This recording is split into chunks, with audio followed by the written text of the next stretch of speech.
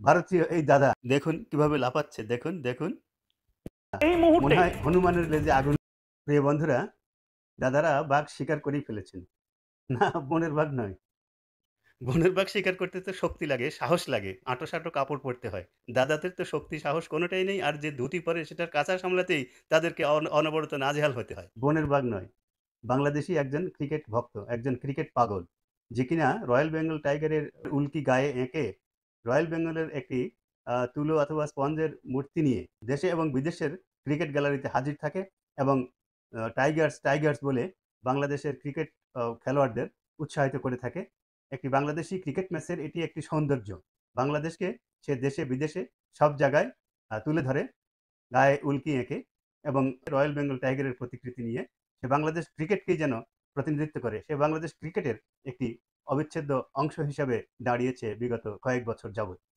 তো সেই ক্রিকেট ভক্ত নিরীহ বাংলাদেশি রবিকে ভারতীয় উন্মত্ত জনতা পিটিয়ে আহত করেছে কানপুরে। আপনারা জানেন 27 সেপ্টেম্বর 2024 থেকে 1 অক্টোবর 2024 পর্যন্ত ভারত এবং বাংলাদেশের মধ্যে কানপুরে দ্বিতীয় টেস্ট অনুষ্ঠিত হচ্ছে। সেই উপলক্ষেই সে সেখানে বাংলাদেশের ক্রিকেটকে উৎসাহিত করার জন্য সেখানে গিয়েছিল, আর ভারতীয় গুন্ডারা তাকে সেখানে পিটিয়ে জখম করেছে। এই ন্যাক্কারজনক ঘটনায় বাংলাদেশের ক্রিকেট পাগল মানুষ তীব্র অসন্তোষ এবং ক্ষোভ প্রকাশ করলে ভারতীয় কর্তৃপক্ষ বলছে যে রবিকে কোনো আঘাত করা হয়নি, সে মাঠে অসুস্থ হয়ে পড়েছিল এবং এ ব্যাপারে জোর করে তার কাছ থেকে একটা স্বীকারোক্তিও আদায় করে নেওয়া হয়েছে এবং বলা হয়েছে যে সে বেআইনিভাবে ভারতে প্রবেশ করে খেলা দেখছিল। উল্লেখ্য যে ভারতীয় দর্শক কর্তৃক রবিকে মারধর করার কথাটি সর্বপ্রথম ভারতীয় গণমাধ্যমেই প্রকাশিত হয়। অবশ্য বাংলাদেশি ক্রিকেটারদের শারীরিকভাবে নাজেহাল করা, হেনস্থা করা, এমনকি আঘাত দেওয়াও ভারতীয় ক্রিকেটারদের জন্য নতুন কিছু নয়। দেখুন, তাদের কিংবদন্তি খেলোয়াড় এমএস ধোনি, সেও কিন্তু মুস্তাফিজের মতো একজন নবাগত তরুণকে তার বল মোকাবেলা করতে না পেরে ধাক্কা দিয়ে ক্রিজে ফেলে দিয়েছিল। ভারতীয় ক্রিকেটের আরেক খেলোয়াড় বিরাট কোহলি, সে কিন্তু বাংলাদেশি একজন খেলোয়াড়ের আউট হওয়ার সময় তার জিহ্বাকে 14 ইঞ্চি বের করে কিভাবে চৈত্র মাসের একটি তৃষ্ণার্ত প্রাণীর মতো অঙ্গভঙ্গি করে, দেখুন, সেটি দেখুন।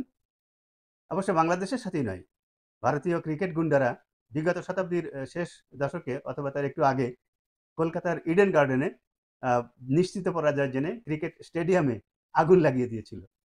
ভারতীয় ক্রিকেটে সচিন টেন্ডুলকার, রাহুল দ্রাবিড়, সৌরভ গাঙ্গুলি, কপিল দেব, বিশেন সিং বেদি, এরকম লিজেন্ড যেমন আছেন বিশ্ববিখ্যাত ক্রিকেটার, এবং তাদেরকে মানুষ অনুসরণ করে, তারা বেঁচে থাকবেন তাদের কীর্তির মাধ্যমে যুগ যুগ যাবৎ।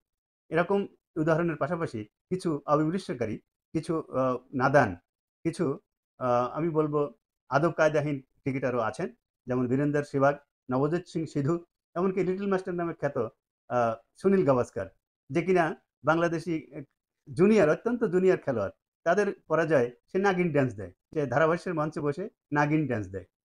এরকম অনেক অপরিণামদর্শী এবং অপক্ক, ইম্যাচিউর যাদেরকে বলা হয়, আমাদের স্থানীয় ভাষায় বলে আগাইলে, অর্থাৎ ওজনহীন, পাতলা কিছু লোকজন আছে, তারা বাংলাদেশকে নিয়ে কটু কাটব্য এবং তুচ্ছ তাচ্ছিল্য করে থাকে। এতে যে তারা তুচ্ছ তাচ্ছিল্যের শিকার হয় সেটা বোঝে না। সাম্প্রতিক সময়ে ভারতের সাথে বাংলাদেশের যে আগের ম্যাচটি হলো, সেখানে বাংলাদেশের তরুণ ক্রিকেটার হাসান মাহমুদ, বোলার, সে কিন্তু অত্যন্ত সাফল্য অর্জন করেছে, ঈর্ষণীয় সাফল্য অর্জন করেছে, 5 উইকেট শিকার করেছে। তো উইকেট প্রাপ্তির পরে সে কিন্তু কোনো উদযাপন করেনি। এ নিয়ে ভারতীয় সাংবাদিকরা তাকে জিজ্ঞেস করলে সে বলেছে যে, যে সমস্ত কিংবদন্তি ক্রিকেটারদের আমি আউট করছি, তারা আউট হইতে অত্যন্ত মনোবেদনায় ভুগছেন, তাদের দর্শক এবং তারা নিজেরা অত্যন্ত মনোবেদনায় ভুগছেন। সেই খেলোয়াড়দের আউট হওয়ার সময় আমি যদি উচ্ছ্বাস প্রকাশ করি, সেটা যদি উদযাপন করি, তাহলে তাদের মনোবেদনাটা আরও বেড়ে যাবে। ভারতীয় ক্রিকেট ধারাভাষ্যকার হাস্য ভোগলে, দীনেশ কার্তিক, সবাই তার এই মহানুভবতার প্রশংসা করেছে। তো এখান থেকেও তো ভারতীয়রা শিখতে পারে। আসলে ভারতীয় উপমহাদেশের একটি প্রচলিত প্রবাদ আছে, বাংলা আজ যেটা চিন্তা করে, ভারতের অপরাংশের লোক যারা সেটা আগামীকাল চিন্তা করে। তো আপনারা শিখতে পারেন।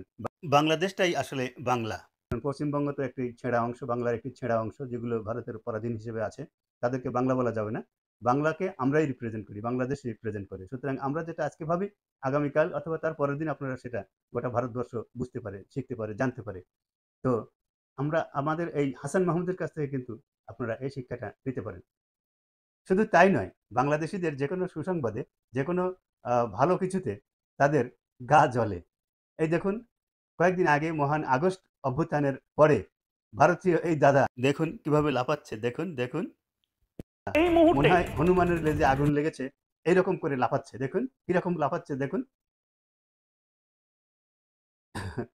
তো দাদারা যতই বাংলাদেশকে নিয়ে তুচ্ছ-তাচ্ছিল্য করেন, বাংলাদেশ আর আগের বাংলাদেশ নেই।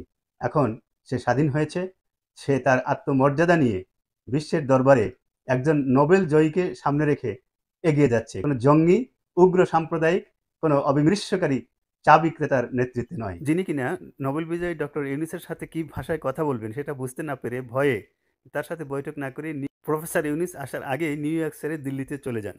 তার পরের ঘটনা তো বিশ্ববাসী দেখেছে। বিরল একটা দৃষ্টান্ত স্থাপন করে জাতিসংঘের বৈঠকের ফাঁকে প্রেসিডেন্ট জো বাইডেন ইউনূসের সাথে বৈঠক করেন এবং তাকে যেভাবে আলিঙ্গন করেন তা পৃথিবীর ইতিহাসে বিরল। এই কথাটা যত মনে রাখবেন ততই আপনাদের জন্য, আমাদের জন্য, উভয়ের জন্যই মঙ্গল। আসুন আমরা পারস্পরিক বিবাদ বিসংবাদ ভুলে একে অপরকে সম্মান করতে শিখি এবং সম্মান অর্জন করি। ধন্যবাদ।